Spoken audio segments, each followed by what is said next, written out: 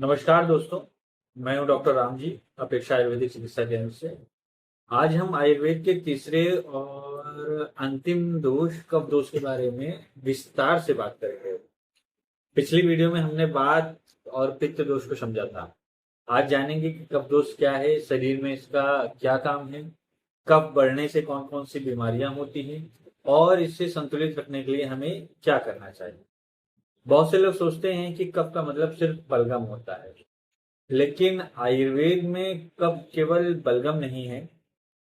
कफ यह वह शक्ति है जो शरीर को मजबूती, स्थिरता, पोषण और प्रतिरोधक क्षमता, जिसे कह सकते हैं इम्यूनिटी, वो प्रोवाइड करती है। यदि शरीर एक घर है तो वात उसकी बिजली है, पित्त उसका अग्नितंत्र और कफ उसकी कह सकते हैं ईंट, सीमेंट और मजबूत नींव है। आइए मैं आपको एकदम विस्तार से समझाता हूँ। सबसे पहले कफ दोष होता क्या है? तो आयुर्वेद के अनुसार शरीर जो होता है वो तीन दोषों से संचालित होता है: वात, पित्त और कफ। कफ दोष मुख्य रूप से दो पंच महाभूतों को मिलाकर बना है, मुख्य रूप से जल और पृथ्वी।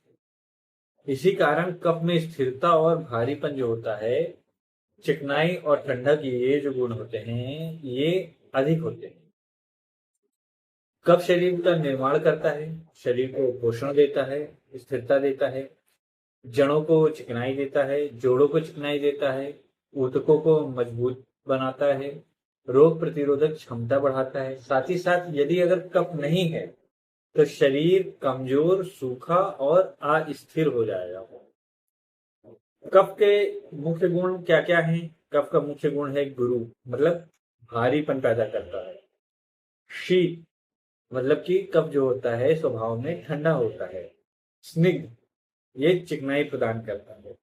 स्थिर रहता है, मतलब स्थिरता देता है। मृदु, सॉफ्ट होता है।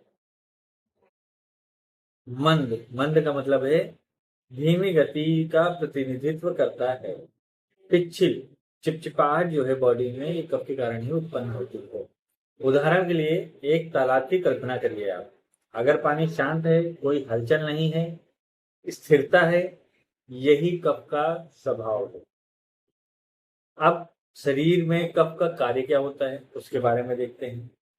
तो शरीर में मजबूती देना, हड्डियों और मांसपेशियों और ऊतकों को पोषण देना, जोड़ों की चिकनाई, घुटने, कंधे, कमर आदि के में लुब्रिकेशन बनाए रखना, रोग प्रतिरोधक क्षमता, जैसे इम्यूनिटी का आधार कह सकते हैं इसको।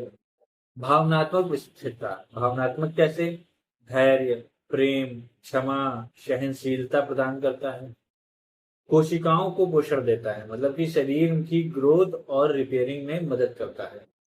ऊर्जा का संग्रहण, शरीर में रिजर्व एनर्जी को बनाकर रखता है। कफ के 5 उप प्रकार भी होते हैं, 5 प्रकार का होता है कफ। अवलंबक कफ, जो स्थान मुख्य रूप से हृदय और छाती होता है, इसका कार्य फेफड़ों और हृदय को समर्थन देना। क्लेदक कफ, जिसका स्थान आमाशय में होता है, कार्य भोजन को नम और मुलायम बनाना। बोधक कफ, इसका स्थान जीवा में होता है, इसका कार्य स्वाद पहचानना। तर्पक कफ की अगर बात करूं तो मैं इसका स्थान मस्तिष्क होता है, इसका कार्य मस्तिष्क को पोषण देना। श्लेष्मक कफ या श्लेषक कफ, इसका स्थान जोड़ होता है, तो जोड़ों में जो चिकनाई बनाए रखी जाती है, लुब्रिकेशन होता है, ये इसी के कारण होता है। कफ बढ़ने के कारण की बात की जाए तो आज के समय में कफ बढ़ना बहुत ही आम हो गया है। मुख्य कारण है इसके अत्यधिक मीठा खाना, मिठाई, चीनी, कोल्ड ड्रिंक, बार बार खाना, पिछला भोजन पचे बिना फिर से खा लेना, दिन में सोना, विशेषकर भोजन के बाद व्यायाम ना करना, दिन में खा लेना विशेषकर भोजन के बाद, और व्यायाम ना करना। अब सेडेंटरी लाइफस्टाइल, अत्यधिक दही हो गया, विशेषकर रात में दही लेना, ठंडे पेय, फ्रिज का पानी, आइसक्रीम, कोल्ड ड्रिंक्स, अधिक तैलीय भोजन, समोसा, कचौड़ी, पिज्जा, ये सब चीजें जो हैं, बर्गर वगैरह, ये सब कफ को दूषित करने का कार्य करते हैं। अब कफ बढ़ने के कुछ शुरुआती लक्षण भी हैं, और अगर भी कफ बढ़ रहा है तो शरीर संकेत भी देता है, जैसे सुबह भारीपन, उठने में आलस, ज्यादा नींद आती है, हमेशा सोने का मन करता है, शरीर में सुस्ती रहती है, काम करने का मन नहीं करता है, बार बार बलगम आता है, विशेषकर सुबह के समय बलगम आता है। इसके बाद भूख कम लगती है, वजन बढ़ना, पाचन कमजोर होना, नाक का बंद रहना, जीभ पर एक सफेद परत रहना, और उसके साथ ही साथ चेहरे पर सूजन, ये सब चीजें कफ बढ़ने के लक्षण है। लंबे समय तक बढ़ा हुआ कफ कई रोगों को उत्पन्न भी करता है।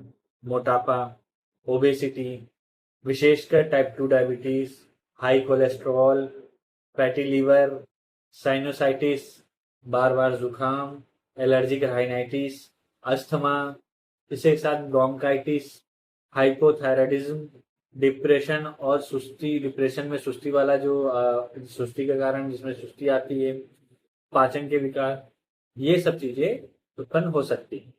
अब इसको संतुलित कैसे रखें? सबसे महत्वपूर्ण भाग, सुबह टाइमली उठें, जल्दी उठें, ब्रह्म मुहूर्त में उठना श्रेष्ठ है। रोज व्यायाम करें, कम से कम 30 से 45 मिनट। तेज चलें, वॉक कर रहे हैं तो तेज चलिए, दौड़िए, सूर्य नमस्कार करिए, गर्म पानी पीजिए, दिन भर गुनगुना पानी पीजिए, लाइट आहार ले, हल्का भोजन करें, मूंग दाल, हरी सब्जियां, जौ, बाजरा, मसालों का उचित मात्रा में प्रयोग करें, अदरक, काली मिर्च, पिपली, दालचीनी दिन में का प्रयोग करें, और दिन में ना सोएं, विशेषकर भोजन के बाद ना सोएं। अपनी डाइट में मीठा कम करें। नियमित उपवास हो गया, सप्ताह में एक बार हल्का उपवास जरूर करें। दोस्तों, कफ दोष हमारे शरीर की मजबूती, स्थिरता और रोग प्रतिरोधक क्षमता का आधार है। संतुलित कफ हमें स्वस्थ, ऊर्जावान, मानसिक रूप से शांत बनाता है। लेकिन जब यही कफ बढ़ जाता है तो मोटापा, मधुमेह, साइनस, अस्थमा और अनेक रोग का कारण बन सकता है। इसलिए सुबह जल्दी उठें, नियमित व्यायाम करें, हल्का और सुपाच्य भोजन लें, दिन में सोने से बचें, गुनगुना पानी पिएं और आयुर्वेदिक दिनचर्या अपनाएं। यदि आपको यह वीडियो उपयोगी लगी हो तो अपने परिवार और अपने मित्रों के साथ अवश्य साझा करें। मैं हूं वैद्य राम जी, अपेक्षा क्लिनिक से। फिर मिलेंगे आयुर्वेद और स्वास्थ्य से जुड़ी एक नई जानकारी के साथ। धन्यवाद। स्वस्थ रहें और आयुर्वेद के साथ रहें।